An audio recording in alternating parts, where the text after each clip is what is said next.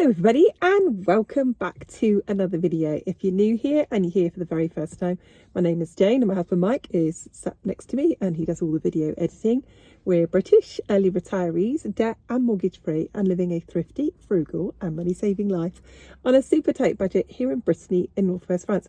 And every Sunday we share an aspect of our private life, something that we have done to save money or something in our week that has some link to frugal living.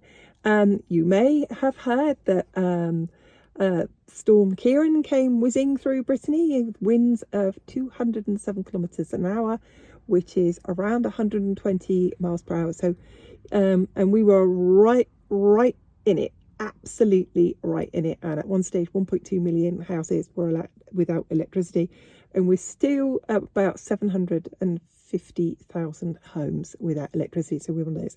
So what we're going to talk about today is how we prepare for this bad winter weather, because Finisterre sticks out into the Atlantic, and in the winter we can get bad weather. And every single winter in the 5 years that we've lived here, at some stage we have had such bad weather that we've had power out, you know, for anything from 24 hours up to, you know, nearly 5 days. So we have to be prepared. So let's get started with all of the things that we do.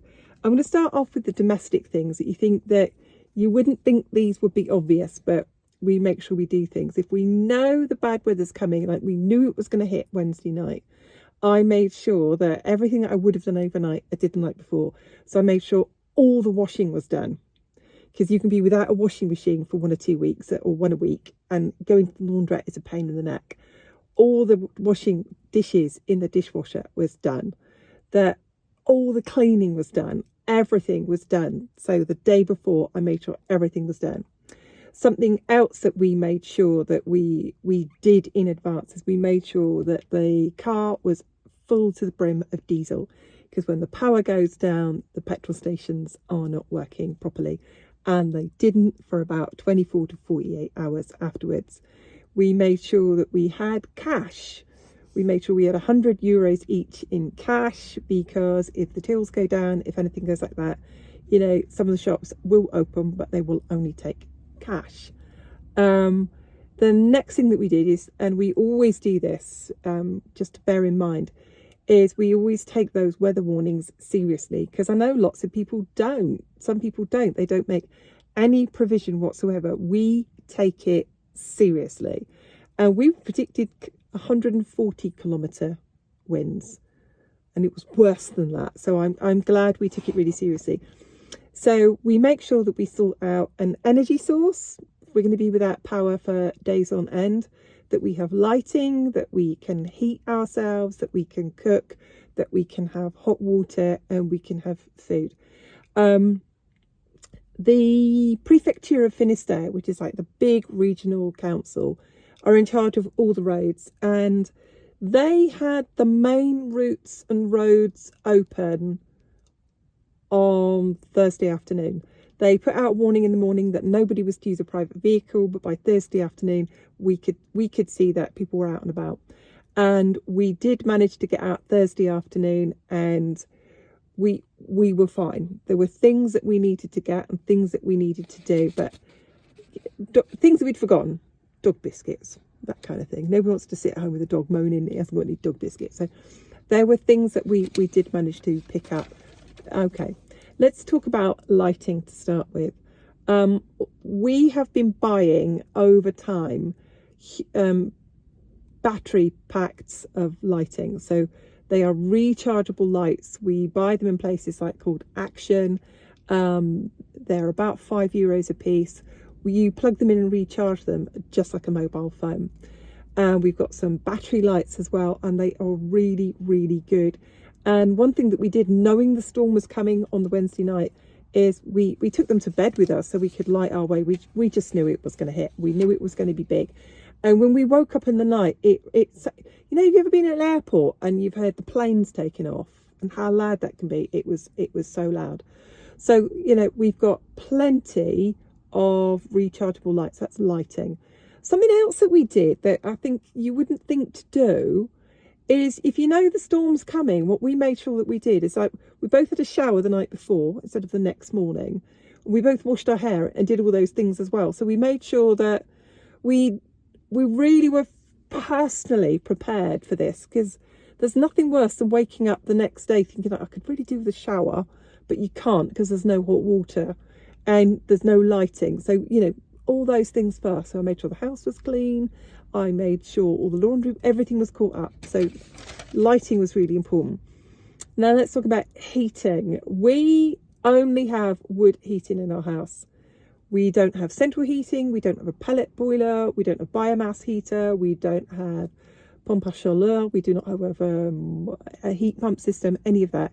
And we don't have it because none of those will work without power. And we've watched our neighbours floundering in the past, you know, up to 5 days without any power.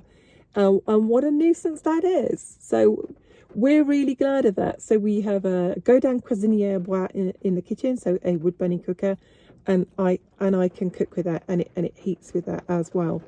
And this is something that you don't think of as well, is that not with knowing these storms are coming, we order our wood from the farmer in the spring, and he delivered it at the end of the summer. So the first week in September he brings it, because an awful lot of people will leave it too late and they won't get very good wood.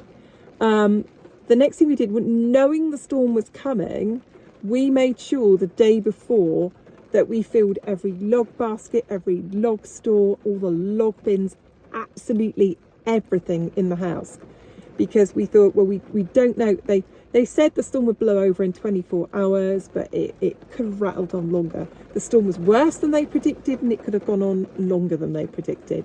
So we made sure we got all the wood into the house. We just piled it up. We put a couple of basketfuls under the dining room table. It's not doing us any harm there.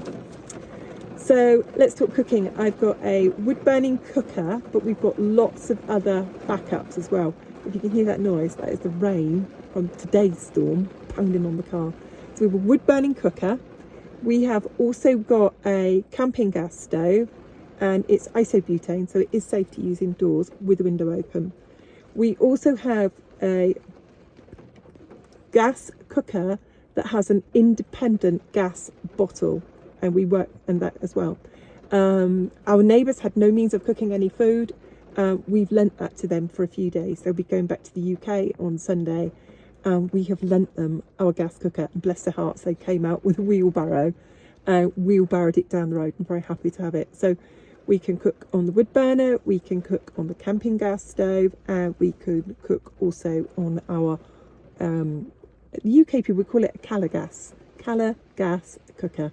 It's really good. We had it in our old house. We just keep it in our basement, and if we need it. Next of all, let's talk about hot water. We have a 200-litre water tank, and that will stay hot for quite a while. And what we make sure is we only use it for showering, and we have quick showers. But so now it's Saturday afternoon, so it was last switched on Wednesday 10 o'clock, and of course it would have gone off with the power cut at 2 in the morning, and it really needs all night to heat up, really. So the water's not going to be hot for much longer. So what I've got on top of my wood burning stove is I use my big canning pot. I've got a big jam pot. I've got a 10-litre kettle, and I've got a regular kettle. I put them all on top of there, and my biggest saucepan, I fill them all up with water. And another thing that we did to prepare for this is in our upstairs bathroom, we have a 3/4 size bathtub. And what we do is we put the water safely into buckets, we carry it upstairs, and we fill up the bathtub with this. And we successfully had, good hot baths this morning.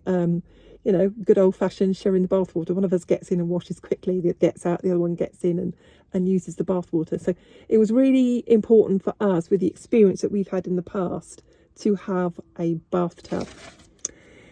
Let's talk about power. We've learned that the most important thing that we can have is a petrol generator, and to make sure that in advance of a storm that we fill every single can that we can fill, and we did. I think Mike got about 5 large cans of petrol from the fuel station, because we know, you know, once a storm hits and there's no electricity, you can't get fuel for a while. So we made sure we were absolutely full up of that. We also made sure that all the time, as it's leading up to winter, that Mike runs up and tests the generator, because there's no good having a generator and it doesn't work when you need it. So that's an important thing. And like I said about power, it's making sure I did everything that needed power before the storm. So we've got extension cords that run all the way from the barn where we keep the generator, because it is quite noisy.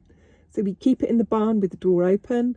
We run those wires all across the garden, up into the kitchen windows open and all into there. And we have run the fridge freezer from 7 in the morning till about 9 o'clock at night. And because of that, we haven't lost any food at all. But what we did do is anything in the fridge, we put it in the freezer.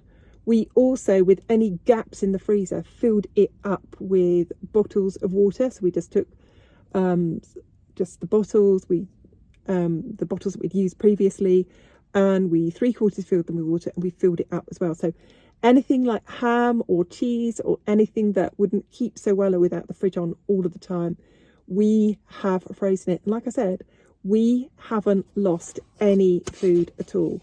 And also with meals, what we've been doing with the freezer is we've been eating all the prepared meals first. So I've had stew in the freezer, I've had bolognese in the freezer, I've had cottage pie and things in the freezer.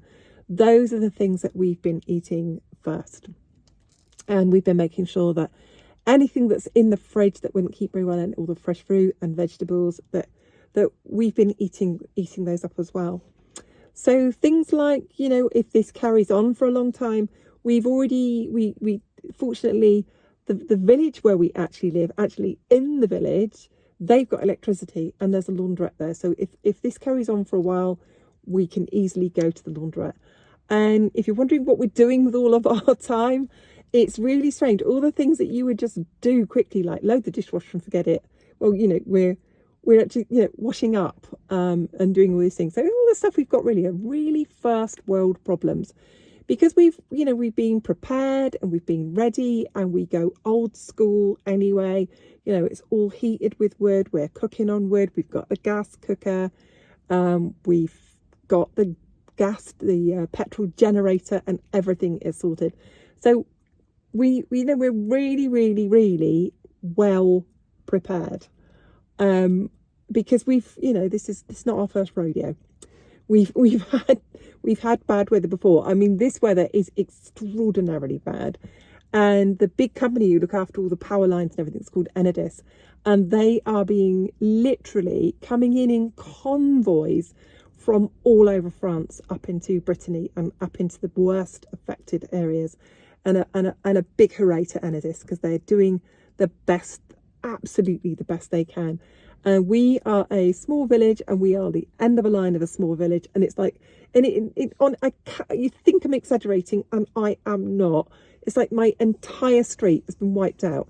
So things like our gates blew down, our trees blew down, the roots are in the air, right down the street. The poles that hold up the power poles are just snapped. And there's just power lines and communication lines like spaghetti everywhere, and trees down absolutely everywhere. So they will get to us, and it's not like people can just go out there and cut these trees back and these down, because they're all tangled up with power lines. And it's just, even though the power's not on, it's still, we're not allowed to go near it, and we're not allowed to touch them. So there we go. So yes, we're prepared. I'm just thinking, I've got notes here. Is there anything that I've missed that I've told you here? So to sum up, we made sure that we had cash. We made sure that we had fuel. We made sure that we had power. We use our generator to charge up our rechargeable lights. So we've got lighting in the evening.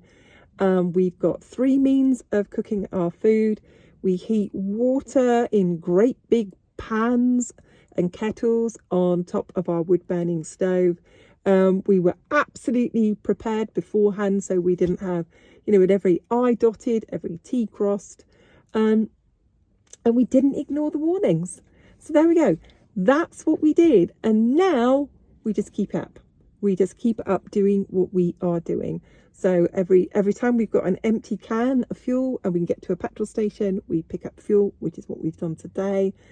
And we're just really busy at home, cleaning up and tidying up and going about our lives. And like I said to you, it's not an emergency when you're prepared. And preppers will tell you this, won't they? It's not an emergency. You've got food, your food's not going to go off.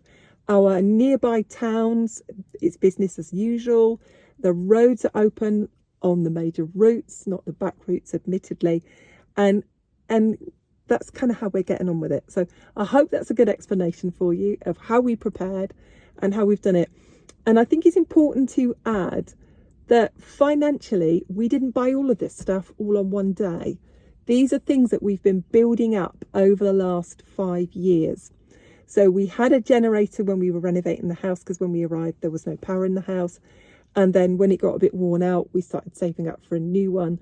They were about €250 when we bought them back then. Don't know what they cost now, but it's saved us. You know, we've bought more and more extension cords. We've bought more and more means of cooking, bigger pans, all of those type of things. And something else that we've just found really, really useful is, you know, those little packs that you put in your cool box when you go on holiday. We, before a storm, will get all of those out the cool boxes and freeze those as well, because they stay frozen for longer. So when we don't run our fridge freezer 24 hours a day, it stays frozen. So thanks for watching the video today. We hope that anyone who's been affected by the storm is okay. We want to give out a massive thank you to all of those people keeping the roads open and trying to get communications back up and running, to all the communes and mairies and all the commune workers and absolutely everybody. Thank you so much, everyone, for watching the video today. If you've enjoyed it, hit the thumbs up button. Normal service will resume as soon as we possibly can. Thanks again for watching. We'll see you soon. Bye for now.